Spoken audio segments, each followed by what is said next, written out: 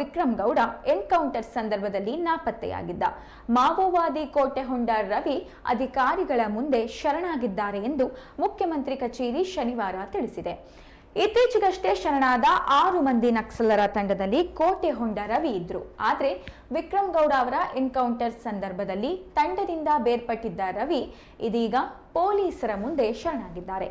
ಈ ಬೆಳವಣಿಗೆಗೆ ಸಂತಸವನ್ನ ವ್ಯಕ್ತಪಡಿಸಿರುವ ಮುಖ್ಯಮಂತ್ರಿ ಸಿದ್ದರಾಮಯ್ಯ, ಚಿಕ್ಕಮಗಳೂರು ಜಿಲ್ಲೆಯ ಶೃಂಗೇರಿಯಿಂದ 4 ಕಿಲೋಮೀಟರ್ ದೂರದಲ್ಲಿರುವ ನೆಮ್ಮಾರ್ ಫಾರೆಸ್ಟ್ ಐಬಿಯಲ್ಲಿ ನಕ್ಸಲ್ ಕೋಟೆಹೊಂಡ ರವಿ ಶರಣಾಗಿದ್ದಾರೆ ಎಂದಿದ್ದಾರೆ.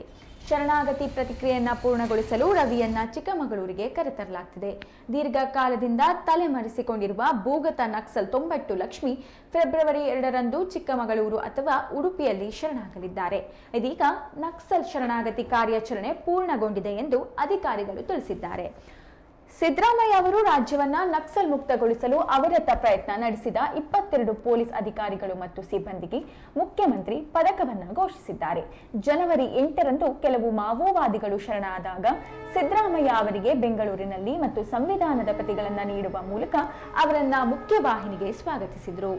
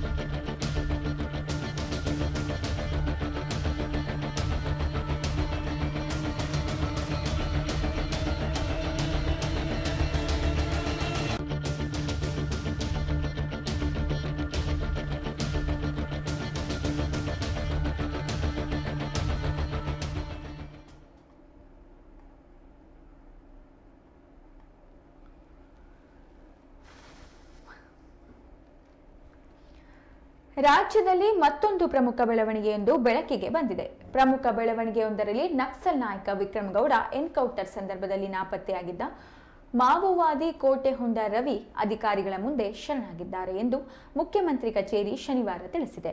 ಇತ್ತೀಚೆಗಷ್ಟೇ ಶರಣಾದ 6 ಮಂದಿ ನಕ್ಸಲರ ತಂಡದಲ್ಲಿ ಕೋಟೆಹೊಂಡ ರವಿ ಇದ್ರು.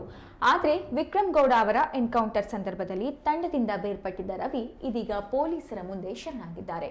ಈ ಬೆಳವಣಿಗೆಗೆ ಸಂತಸ ವ್ಯಕ್ತಪಡಿಸಿರುವ ಮುಖ್ಯಮಂತ್ರಿ ಸಿದ್ದರಾಮಯ್ಯ, ಚಿಕ್ಕಮಗಳೂರು ಜಿಲ್ಲೆಯ ಶೃಂಗೇರಿಯಿಂದ 4 ಕಿಲೋಮೀಟರ್ ದೂರದಲ್ಲಿರುವ ನೆಮ್ಮಾರ್ ಫಾರೆಸ್ಟ್ ಐಬಿಯಲ್ಲಿ ನಕ್ಸಲ್ ಕೋಟೆಹೊಂಡ ರವಿ ಶರಣಾಗಿದ್ದಾರೆ ಎಂದಿದ್ದಾರೆ. ಫೆಬ್ರವರಿ 2ರಂದು ಚಿಕ್ಕಮಗಳೂರು ಅಥವಾ ಉಡುಪಿಯಲ್ಲಿ ಶರಣಾಗಿದ್ದಾರೆ. ಇದೀಗ ನಕ್ಸಲ್ ಶರಣಾಗತಿ ಕಾರ್ಯಾಚರಣೆ ಪೂರ್ಣಗೊಂಡಿದೆ ಎಂದು ಅಧಿಕಾರಿಗಳು ತಿಳಿಸಿದ್ದಾರೆ. ಅವಿರತ ಪ್ರಯತ್ನ ನಡೆಸಿದ 22 ಪೊಲೀಸ್ ಅಧಿಕಾರಿಗಳು ಮತ್ತು ಸಿಬ್ಬಂದಿಗೆ ಮುಖ್ಯಮಂತ್ರಿ ಪದಕವನ್ನ ಘೋಷಿಸಿದ್ದಾರೆ. ಜನವರಿ 8ರಂದು ಕೆಲವು ಮಾವೋವಾದಿಗಳು ಶರಣಾದಾಗ ಸಿದ್ದರಾಮಯ್ಯ ಅವರಿಗೆ ಬೆಂಗಳೂರಿನಲ್ಲಿ ಗುಲಾಬಿ ಮತ್ತು ಸಂವಿಧಾನದ ಪ್ರತಿಗಳನ್ನು ನೀಡುವ ಮೂಲಕ ಅವರನ್ನ ಮುಖ್ಯವಾಹಿನಿಗೆ ಸ್ವಾಗತಿಸಿದರು.